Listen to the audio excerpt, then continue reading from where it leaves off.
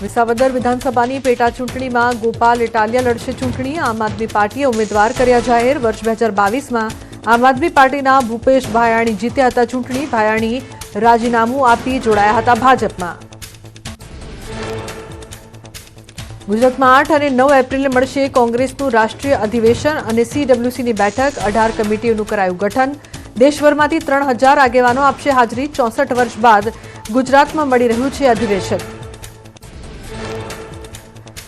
8 એપ્રિલે અમદાવાદના સરદાર પટેલ સ્મારકમાં મળશે કોંગ્રેસ વર્કિંગ કમિટીની બેઠક। 9 એપ્રિલે રિવરફ્રન્ટ પર અધિવેશન મળશે। કોંગ્રેસના રાષ્ટ્રીય અધ્યક્ષ મલ્લિકાર્જુન ખડગે, સોનિયા ગાંધી, રાહુલ અને પ્રિયંકા ગાંધી સહિતના દિગ્ગજો રહેશે હાજર।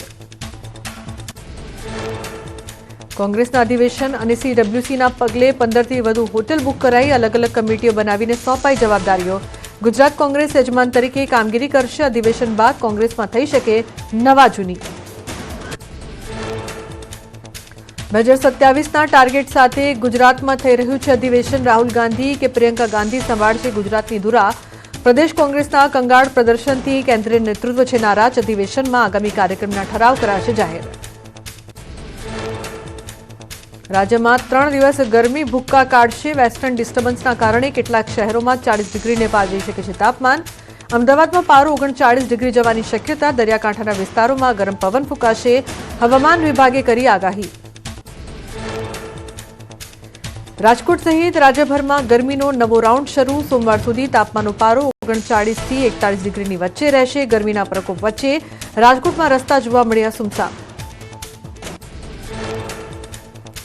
કાળઝાળ ગરમીને લઈને અમદાવાદની સિવિલ હોસ્પિટલમાં દર્દીઓના સગાને બેસવા માટે લગાવાયા શેડ। શેડ નીચે પાણી, પંખા અને બાંકડાની કરાઈ વ્યવસ્થા। બાળકોને રમવા માટે પણ વિશેષ વ્યવસ્થા કરાઈ।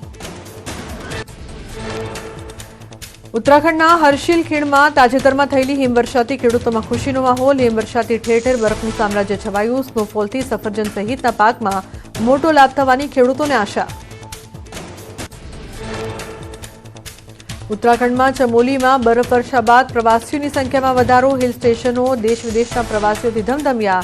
પ્રવાસીઓએ પર્વતો પર ચઢાઈ કરી અને ટેન્ટ બનાવી ભોજનનો આનંદ માણ્યો।